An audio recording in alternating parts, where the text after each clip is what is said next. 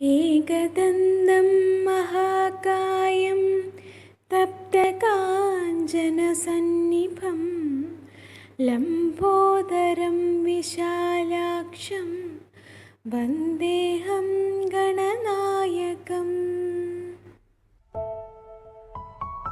എല്ലാവർക്കും നമസ്കാരം. എല്ലാവർക്കും നല്ലൊരു ദിവസം ആശംസിക്കുന്നു. ഇന്ന് നമ്മൾ നല്ലൊരു പക്കോടയാണ് തയ്യാറാക്കുന്നത്.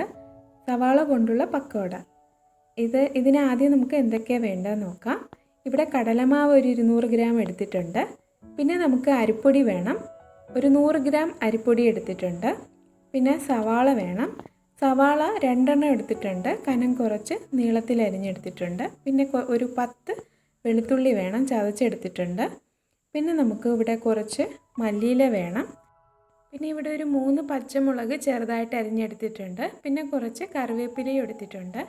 പിന്നെ നമുക്ക് 2 ടീസ്പൂൺ വെളിച്ചെണ്ണ വേണം. പിന്നെ ഇതൊന്ന് കുഴച്ചെടുക്കുന്നതിനായിട്ട് ഇവിടെ കുറച്ച് വെള്ളം എടുത്തിട്ടുണ്ട്. പിന്നെ 1 ടീസ്പൂൺ പെരിഞ്ജീരകം എടുത്തിട്ടുണ്ട്. അപ്പോൾ ആദ്യം നമുക്കിതൊന്ന് കുഴച്ചെടുക്കാം. അതിനായിട്ടൊരു പാത്രത്തിലേക്ക് ആദ്യം സവാള ചേർത്ത് കൊടുക്കാം. എന്നിട്ട് സവാള നമ്മൾ കൈകൊണ്ടൊന്ന് തിരുമ്മി എടുക്കണം ഫസ്റ്റ്. അതിനുശേഷം മറ്റ് ഇൻഗ്രീഡിയൻസ് നമുക്ക് ചേർത്ത് കൊടുക്കാം. ഇനി ഇതിലേക്ക് നമുക്ക് എടുത്തു വച്ചിരിക്കുന്ന കടലമാവും അരിപ്പൊടിയും ചേർത്ത് കൊടുക്കാം.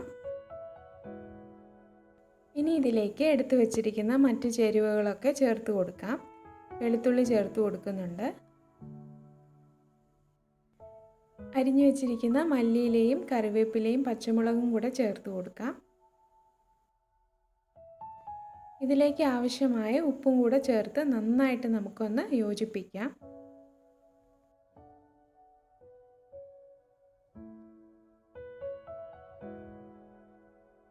ഇതിലേക്ക് നമ്മൾ എടുത്തു വച്ചിട്ടുള്ള 2 ടീസ്പൂൺ വെളിച്ചെണ്ണയും കൂടെ ചേർത്ത് നന്നായിട്ടൊന്ന് യോജിപ്പിച്ച് കൊടുക്കാം.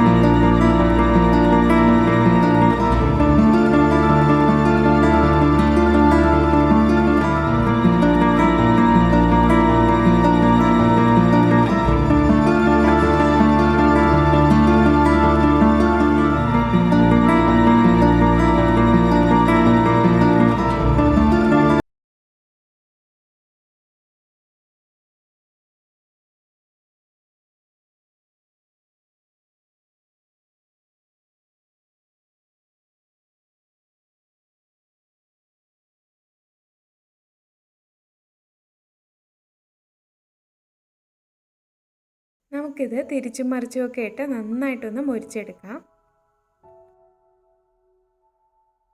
അപ്പോൾ നമ്മുടെ സ്വാദിഷ്ടമായ പക്കോട തയ്യാറായിട്ടുണ്ട്.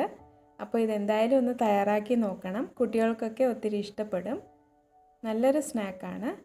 അപ്പോൾ നിങ്ങൾക്ക് ഈ വീഡിയോ ഇഷ്ടമായെന്ന് വിചാരിക്കുന്നു. ഇഷ്ടമായാൽ ലൈക്ക് ചെയ്യാനും ഷെയർ ചെയ്യാനും സബ്സ്ക്രൈബ് ചെയ്യാനും മറക്കരുത്. അപ്പോൾ ഇനി അടുത്ത് നമുക്ക് നല്ലൊരു വീഡിയോയുമായി കാണാം. എല്ലാവർക്കും നന്ദി. Thank you.